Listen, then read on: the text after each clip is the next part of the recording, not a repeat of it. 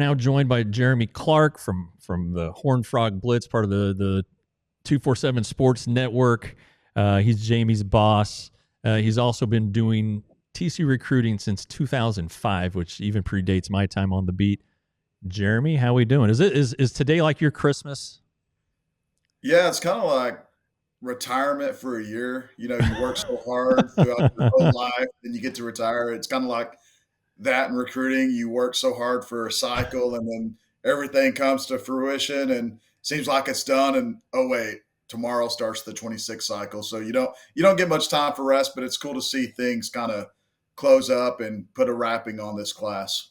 Well, and then I'm sure portal stuff has already started, so I'm sure you're going to be busy with that. But let's kind of focus on the guys today. And you were at the Sonny Dykes press conference. He seems pretty dang happy with this class. This class is pretty good. I mean, since I've covered the team, I would say it's right there with the 2016 class. It's right around that 20, 21, 22 range. And when you look at the class from top to bottom, it's like he said today, they really did a great job of filling positions of need. They filled a football roster. They got a quarterback, running back, receivers, O-line, D-line, linebackers, corners, safeties. The only thing they didn't sign was a kicker and punter, and they did that last year. So I was really impressed with the class. I was really impressed with the way they held on to these guys, not only through a 3-3 season to begin the year. They finished off 8-4. But sometimes when a team does bad in the season, you start losing some of those guys. So the fact that they were able to hold on to those guys and, in addition, get some flips in the end. Terry Shelton is a big-time four-star recruit, ended up being the number one recruit in the class. He's ranked in the top 75, regardless of position in the nation. He's ranked as the number 12 receiver. He's a guy that I feel like once he gets here in January, goes through spring camp, will have a chance to make some significant playing time next year. But man, I'm really impressed. You got the Schobel cousins, right? Not cousins. That was huge. I mean, anytime you can go out and get a legacy player, and everyone was looking at it in the very beginning, and Sonny even said it today, we kind of look back at recruiting Adam. We made a mistake not evaluating him a little bit better in the beginning. But landing Adam at quarterback, he's a phenomenal athlete. He's a tall, long guy, gunslinger, can throw it all over the field, makes plays with his feet. And John, obviously, is a guy that they have a decision to make. Is he going to grow into a traditional defensive end, or is he going to kind of be that stud player that TCU utilizes in Avalos' system? But I'm sure you got a lot of questions about all the rest of the guys, but those are my headliners right there. Yeah, well, it's the number one class in the Big 12 right now, as you guys are ranking it. And I mean, I know the Big 12 is a little bit down and doesn't have Texas and Oklahoma anymore, but shoot, I mean, that I think speaks to Sonny Dykes' ability, and I think this is one of the reasons why he was hired, the ability to embrace NIL and to be ahead of the curve. He talked about some of these guys that they signed, they started talking to as soon as they got on campus. Yeah, recruiting has changed so much over the last few years. I mean, you really start, even guys that are freshmen in high school right now, they're already starting to build those relationships with those guys, even though they won't be signing for another 3-4 years. But that's kind of the way they approach it. You got to start evaluating these kids at a younger age. You got to start developing those relationships.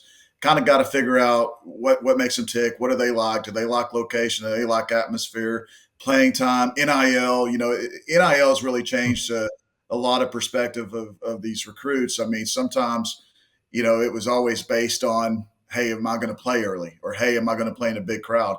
And now, since NIL has kind of been introduced, that kind of has gone up to the top in a lot of these cases. So, like you mentioned, Sonny and his staff have done a great job through the flying T. They've done a great job of navigating the NIL and utilizing that. But I think it all just rests on basically what Sonny Dykes and those guys are able to sell as a program. They're in a great location. DFW is one of the best, if not the best, recruiting hotbed in the country. You're playing in the Big 12.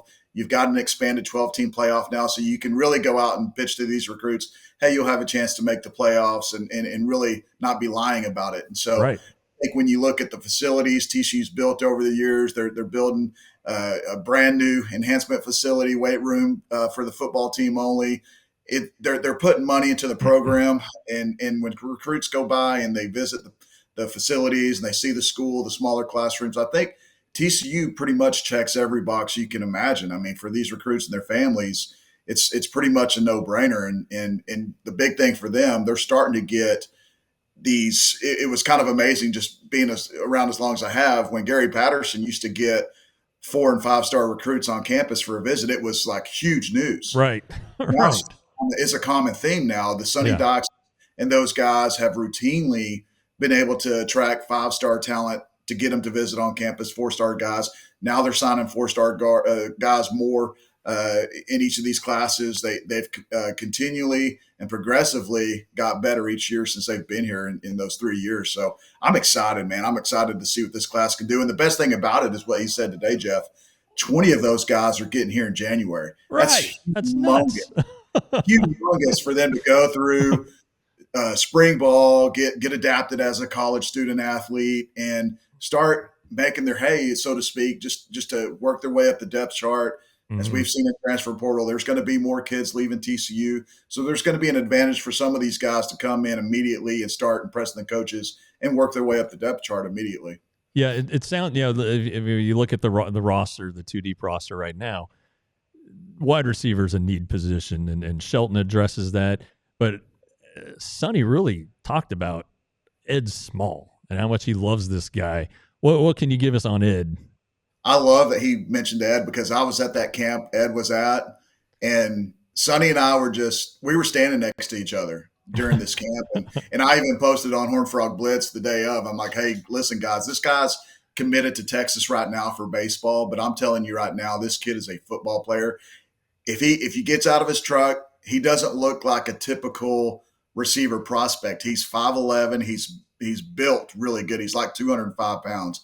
He looks like a baseball player. He's built like a baseball player, but man, when you see him run routes, he's so meticulous in his route running. He's got very deceptive speed. He's a fast kid. He catches literally everything. The kid has hands like John Paul Richardson. I mean, he just doesn't make drops. He had something like close to 4,000 receiving yards in his career at Austin Anderson, really helped improve that program down there. But, man, I can't wait to see what he does. He's the guy out of this class, even with Terry Shelton being the number one guy, even with a guy like Chad Woodfork at defensive end. Ed Small is the guy that I feel like right now, if these guys got invited, hey, come practice, we're going to try to see if you can play in this bowl game. Ed Small's the guy that I think he's going to be out there playing. And by this time next year, by the time TCU goes on the road to North Carolina, it would not surprise me in the least if you see Ed Small out there starting at receiver for them. Yeah, Sonny always said that recruiting to him is about offensive and defensive lines, and nobody really likes to talk about offensive linemen. So on the defensive side, you mentioned Woodfork from down there in what is he from Missouri City? Is that right? He's from Summer Creek. There you go. I mean, this is like an elite pass rusher. Does he fit the Andy Avalos defense? Because it seemed like TCU got to the quarterback a lot more this season. Yeah, I mean, when you look at Chad, you're looking at a $5 million looking athlete. I mean, he just looks the part. He's long. He's extremely fast with his first step. He uses his hands well. He's got such a quick reaction off the ball.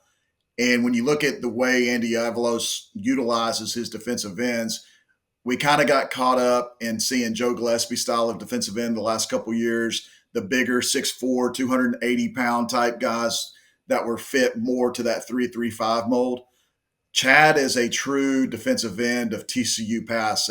If Gary Patterson was recruiting this kid, he would probably call it the number one recruit in his class, just because of the fact that he's built so athletically like a defensive end, and he's just so fast off the edge. And he had so many different schools looking at him. This was a kid that at one point was ranked as the number 60 overall prospect in the nation. I'm not sure why he dropped in our rankings, but he's still a guy that had a ton of schools after him. Texas Tech was trying to come in on him really late in the process, and a number of other schools that were involved early on, like Oklahoma, like Texas. I think Georgia was involved, but TCU really hit a home run landing that kid. And he's another kid that, with the kind of the lack of defensive ends that they have coming back, they got Paul coming back, they've got Michael coming back, but those two didn't play last year. So you're competing with younger guys like Travis Jackson and Kevion Huddleston to get playing time. And Chad's one of those guys that I think could come in,